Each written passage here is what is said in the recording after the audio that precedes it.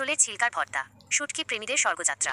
আজ আপনাদের সামনে হাজির হয়েছে এমন এক রেসিপি নিয়ে যা শুনলে পটলও আনন্দে নেচে উঠবে। হ্যাঁ ভাই, আজ আমরা বানাচ্ছি পটলের ছিলকার ভর্তা। যারা ভাবছেন পটলের ছিলকাও আবার খাওয়ার জিনিস নাকি, তারা একটু বসুন। এই ভিডিও দেখার পর নিজেরাই ফ্রিজ খুলে পটল খুঁজতে শুরু করে দেবেন। উপকরণ প্রস্তুতি: প্রথমেই একটা পাত্র নিন, প্লাস্টিকের যেন না হয়, বিষাদ থেকে বাঁচুন। তারপর পটলের ছিলকা ঢেলে দিন, যেন মনে হয় পটল নিজেই বলছে আমার ছিলকা দিয়ে শিল্প হবে। এবার কয়েক কোয়া রসুন ছুঁড়ে দিন, হাতে না ছুড়লে নাকি রান্নায় প্রেম আসে না, জানেন তো। তারপর গোটা গোটা পেঁয়াজ দিন, মনে রাখবেন এই পেঁয়াজ কাটবেন না, অশ্রুপাত বন্ধ। আর কাঁচা মরিচ, আহা, ঝাল ছাড়া তো জীবনই মাটি।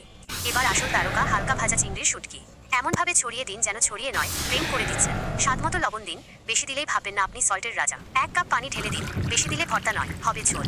রান্নার জাদু।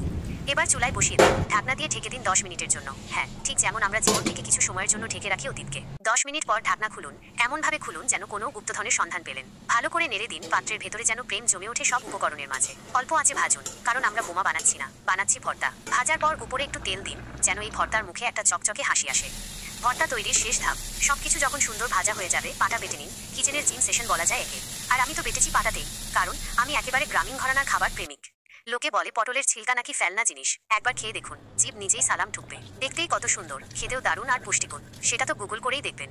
শেষ কথা, ভিডিওটা যদি ভালো লেগে থাকে একটা লাইক দিয়ে দিন। সাবস্ক্রাইব না করলে কিন্তু পটল অভিমান করবে। আর শেয়ার করতে ভুলবেন না, এমন রেসিপি একা খাওয়া পাপ, বুঝলেন। ফুড 2 ওকে চ্যানেলকে মনে রাখবেন, কারণ আমরা আপনাদের পাতে আনি হারিয়ে যাওয়া বাংলার স্বাদ। আবার দেখা হবে, ততদিন পর্যন্ত পটল হোক, প্রেম হোক, ভর্তা হোক দুর্দান্ত। ধন্যবাদ।